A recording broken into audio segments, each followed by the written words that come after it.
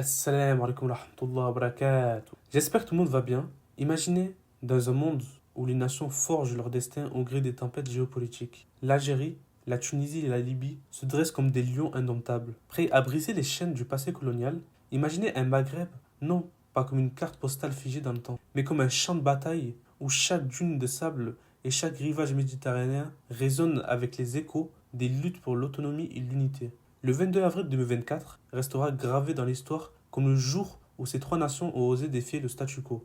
En formant l'Union du Maghreb, cette union n'est pas simplement un accord sur papier, c'est une déclaration audacieuse au monde entier que l'Afrique du Nord prend en main son destin. Mais pourquoi maintenant? Pourquoi cette union soudaine fait trembler les puissances européennes? La réponse, mes amis, se trouve dans les rues d'Alger, de Tunis et de Tripoli, où le peuple, trop longtemps divisé par des frontières artificielles, réclame son dû. Pendant des décennies, les puissances étrangères ont joué la partition de diviser pour mieux régner, transformant le Maghreb en un échiquier où chaque pays était un pion isolé.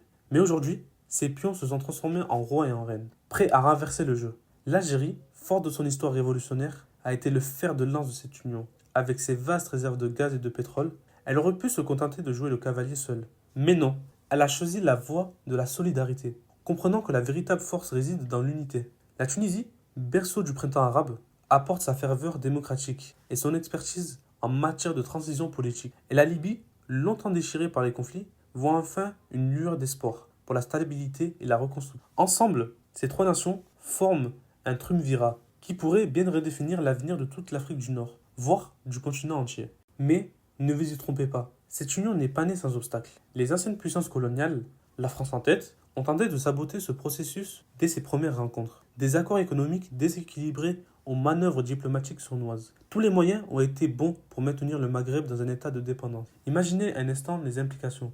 Un marché commun de plus de 80 millions de personnes, riche en ressources naturelles et en capital humain. Une force diplomatique unie capable de négocier d'égal à égal avec l'Union européenne ou la Chine. Une plateforme d'innovation technologique qui pourrait transformer le désert en hub d'énergie solaire alimentant toute l'Afrique. Les détracteurs diront que c'est un rêve utopique, que les différences culturelles et historiques sont trop grandes pour être surmontées. Mais n'est-ce pas précisément ce qu'on disait de l'Union européenne il y a quelques décennies? La différence ici, c'est que l'Union du Maghreb est née de la volonté des peuples, pas des élites. Elle puise sa force dans les aspirations de milliers de jeunes maghrébins, qui refusent d'être les spectateurs passifs de leur propre histoire. Bien sûr, les défis sont nombreux.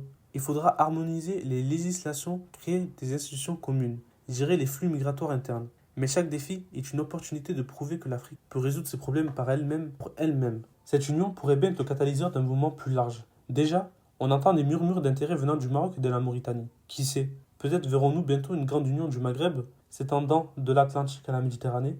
Alors, que peuvent faire les puissances étrangères face à cette union naissante? Elles ont deux choix, s'adapter à la nouvelle réalité ou se retrouver du mauvais côté de l'histoire. Car une chose est sûre, l'union du Maghreb n'est pas une mode passagère, c'est le futur qui se dessine sous nos yeux.